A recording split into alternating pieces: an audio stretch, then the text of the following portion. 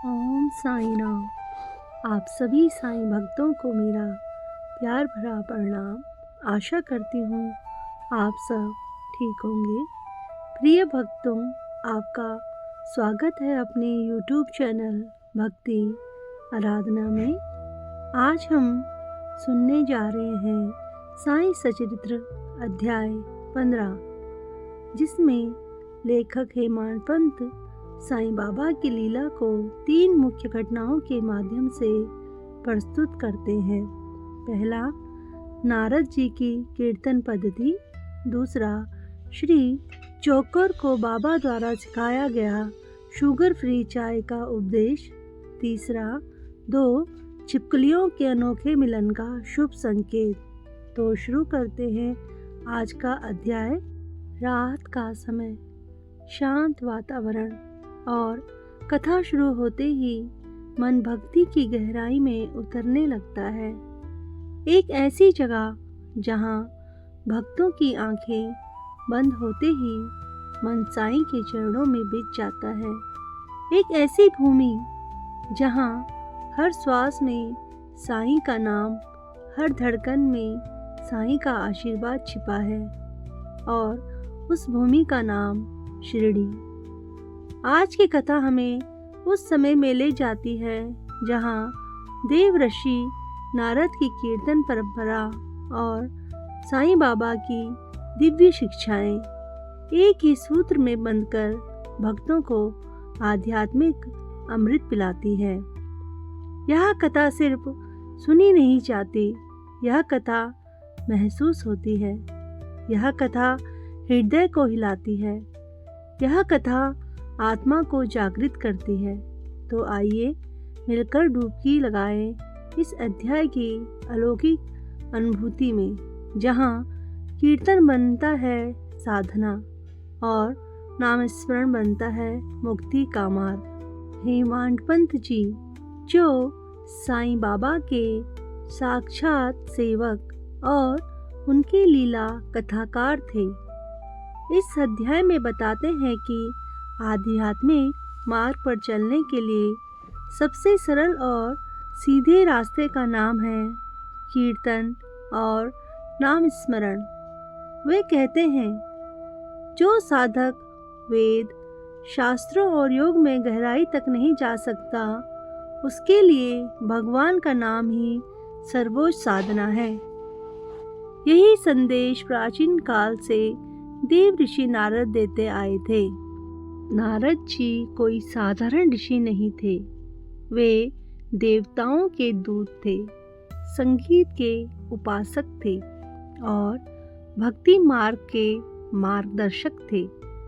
उनका केवल एक नियम था, नारायण नारायण नाम जपो, मन निर्मल करो।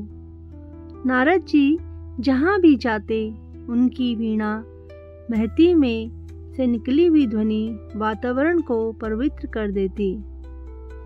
उनका संदेश था, भगवान के नाम में ही आत्मा की मुक्ति है। गीत और भजन द्वारा मन तुरंत शांत होता है। कीर्तन मन को भगवान की ओर खींच ले जाता है।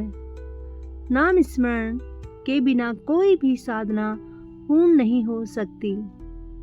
भक्ति सबसे सरल, सबसे मीठी और सबसे सुलभ साधना है। नारद जी का जीवन यह बताता है कि नाम में ऐसी शक्ति है कि वह कर्म बंधन काट देता है, वासना शांत कर देता है और हृदय को प्रेम से भर देता है। हेमाडपंत बताते हैं कि साईं बाबा भी नारद जी की तरह भक्ति मार्ग को सर्वोच्च मानते थे।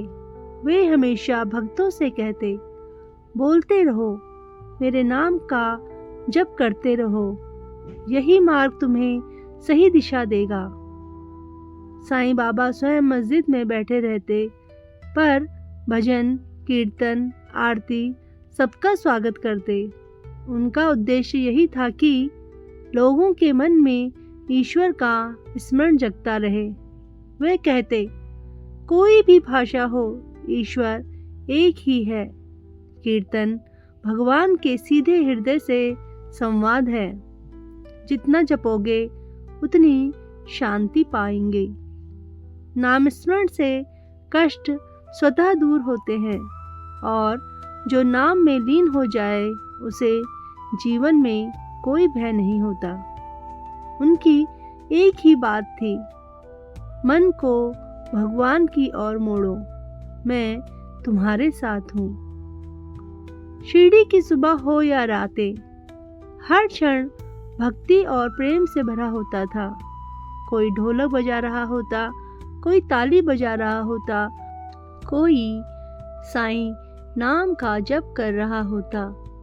मस्जिद का द्वारिका माई परिसर भक्तों के कीर्तन से गूंजता रहता और जब भी कोई भक्त प्रेम से भजन करता, बाबा की आंखें चमकने लगती, उनका चेहरा खिल जाता। वे तन्मय होकर सुनते और कभी कभी गाने वाले को आशीर्वाद में कुछ भी दे देते। साईं बाबा यह संदेश देते, भजन गाने वाला धन्य है, पर उससे भी ज़्यादा धन्य वह है जो सुनकर अपना मन भगवान में लगा दे। शिरडी आने वाले भक्त विभिन्न समस्याओं से घिरे होते थे। किसी को धन की चिंता, किसी को परिवार का दर्द, किसी को बीमारियों का भय, किसी को मन की उलझन। पर जैसे ही वे बाबा के सामने बैठते, ढोलक की थाप, ताली की गूंज, भजन की धुन और बाबा की कृपा उनकी सारी चिंताओं को पिघला देती। भक्त कहते, कीर्तन ने मन को झकझोर दिया, साईं की उपस्थिति ने कष्ट भुला दिए। गाते गाते आंखों में आंसू आ गए। बाबा की मुस्कान ने मन को शांति दी। और यह सब सिर्फ इसलिए क्योंकि नाम स्मरण, नारद जी की परंपरा और साईं बाबा की कृपा दोनों का मिलन था।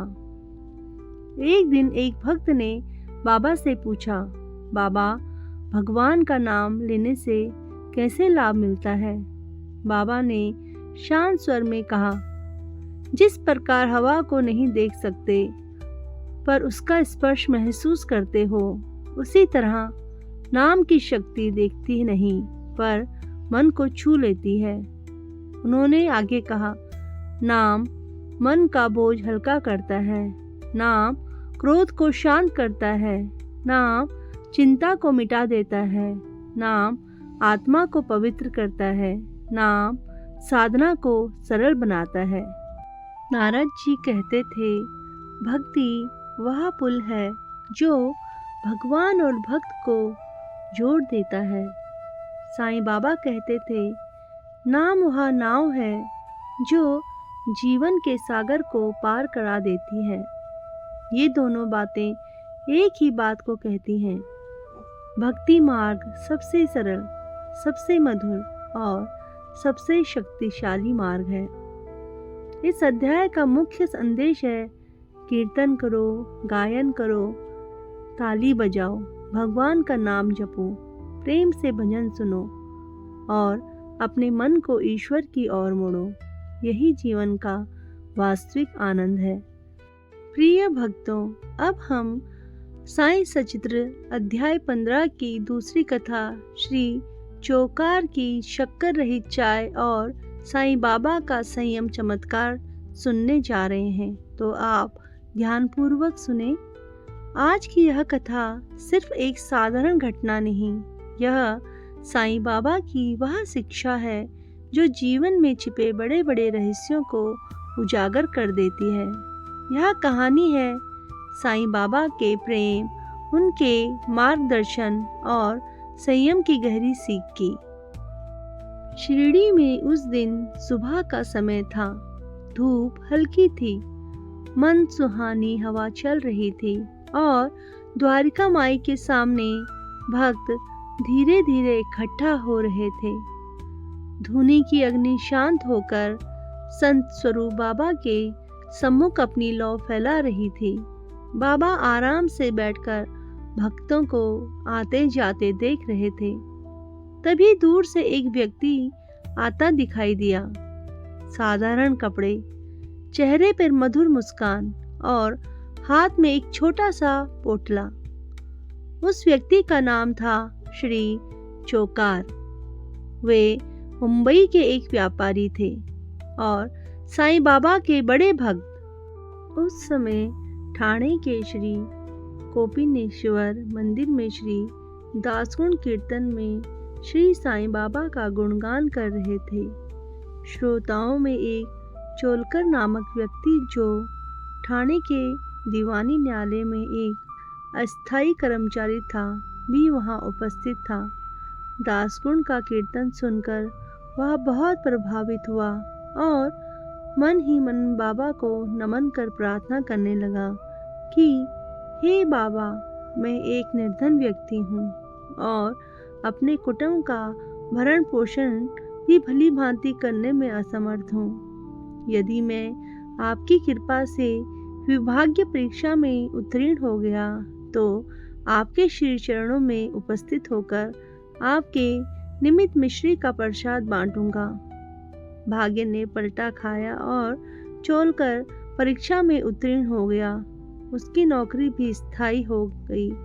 अब केवल संकल्प ही शेष रहा। शुभस्य शीघ्रम। श्री चोलकर निर्धन तो था ही और उसका कुटुंब भी बड़ा था, अतः वह शिरडी यात्रा के लिए मार्ग व्यय जुटाने में असमर्थ हुआ। ठाणे जिले में एक कहावत प्रचलित है कि नाणे घाट व साहिर्दी पर्वत श्रेणियां कोई भी सरलतापूर्वक पार कर सकता है, परंतु गरीबी को उभरे घाट ग्रह चक्कर पार करना बड़ा ही कठिन है। श्री चोलकर अपना संकल्प शीघ्र पूरा करने के लिए उत्सुक थे।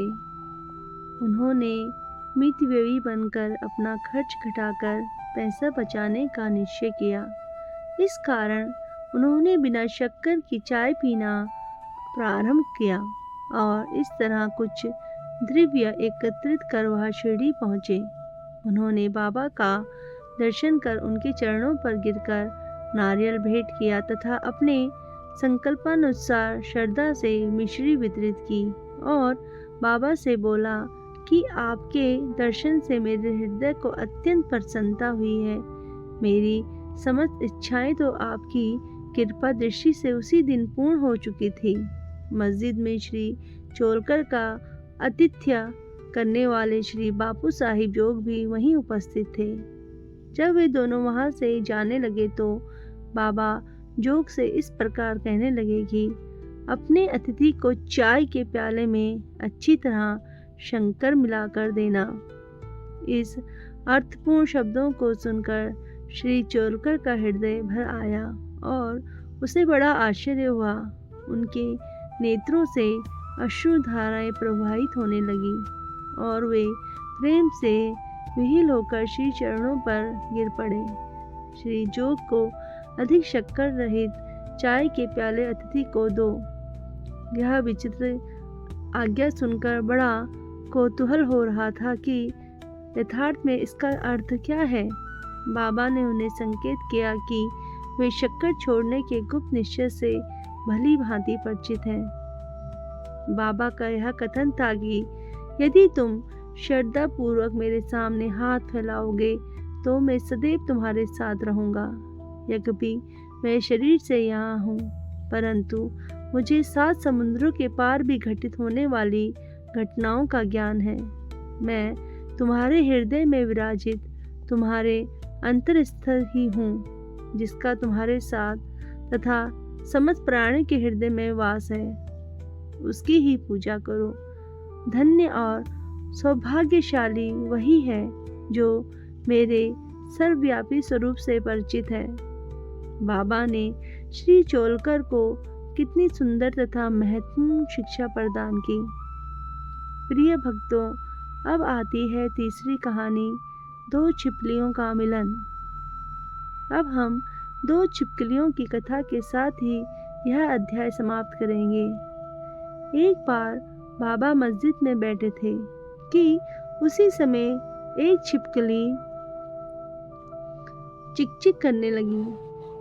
कौतूहल वंश एक भक्त ने बाबा से पूछा कि छिपकली के चिकचिकाने का क्या विशेष अर्थ है।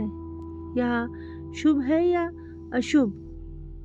बाबा ने कहा कि इस छिपकली की बहन आज औरंगाबाद से यहाँ आने वाली है, इसलिए यह प्रसन्नता से फूले नहीं समा रही।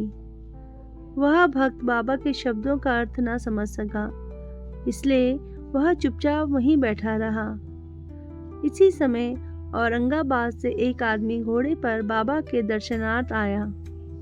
वह तो आगे जाना चाहता था, परंतु घोड़ा अधिक भूखा होने के कारण बढ़ता ही ना था।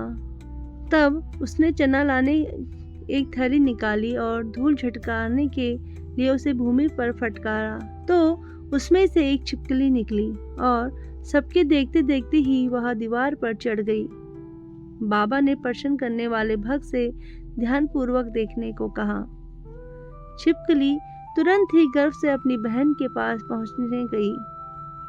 दोनों बहनें बहुत देर तक एक दूसरे से मिली और परस्पर चुंबन व आलिंगन कर चारों ओर धूम धूम कर प्रेम पूर्वक नाचने लगी। कहाँ शिरडी और कहाँ औरंगाबाद। किस प्रकार एक आदमी घोड़े पर सवार होकर थैली में छिपकली को लिए यहाँ पहुँचा और बाबा को उन दो बहनों की भेंट का पता कैसे चला। यह सब घटना बहुत आश्चर्यजनक है और बाबा की सर्वव्यापता की द्योतक है। शिक्षा। जो कोई इस अध्याय का ध्यानपूर्वक पठन और मनन करेगा, साईं कृपा से उसके समस्त कष्ट दूर हो जाएंगे और वह पूर्ण सुखी बनकर शांति को प्राप्त होगा। श्री सद्गुरु साईनाथ प्रणमस्तु। शुभ भवतु। ओम साई राम। ओम साई राम। प्रिय भक्तों, अगर आपको यह अध्याय पसंद आया है तो कृपया वीडियो को लाइक करें, चैनल को सब्सक्राइब करें और अपने सभी साईं भक्तों के साथ यह वीडियो शेयर करना ना भूलें, ताकि वह भी साईं बाबा की लीलाओं और चमत्कारों के बारे में जान और सुन सकें। भक्तों, यहाँ पर मैं आपको श्री साईं सच्चिदानंद अध्याय 15 की किताब से फ़ोटो भी दे रही हूँ, तो आप उसे भी अच्छे से पढ़ लें। उसको पढ़ने से आपके सभी कष्ट दूर होंगे और सभी इच्छाएं पूर्ण होंगी। मिलते हैं अगले अध्याय में बहुत जल्द। तब तक के लिए आप सभी को मेरी तरफ से शुभ रात्रि। साईं बाबा अपने सभी भक्तों पे अपनी कृपा दृष्टि बनाए रखें और उनके सभी कष्टों को दूर करें। ओम साई राम। ओम साई राम। ओम साई राम।